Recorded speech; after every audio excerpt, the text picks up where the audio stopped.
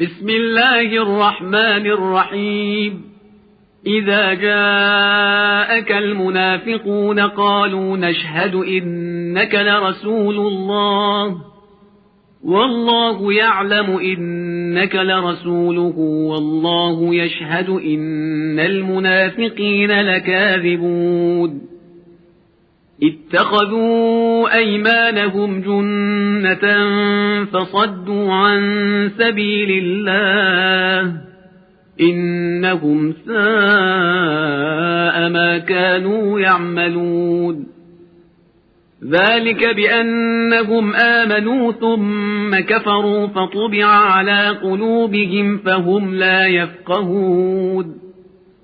وإذا رأيتهم تعجبك أجسامهم وإن يقولوا تسمع لقولهم كأنهم خشب مسندة يحسبون كل صيحة عليهم هم العدو فاحذرهم قاتلهم الله أنى يؤفكون.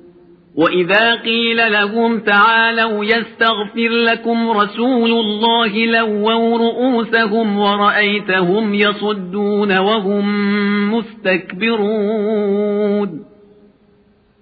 سواء عليهم أستغفرت لهم أم لم تستغفر لهم لن يغفر الله لهم إن الله لا يهدي القوم الفاسقين.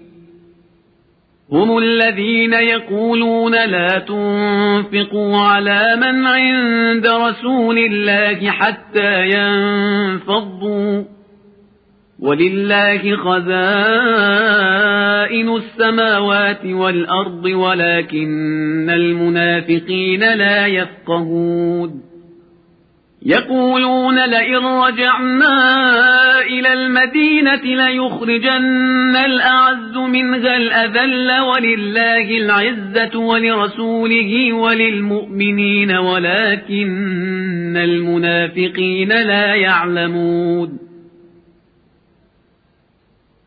يا أيها الذين آمنوا لا تلهكم أموالكم ولا أولادكم عن ذكر الله ومن يفعل ذلك فأولئك هم الخاسرون.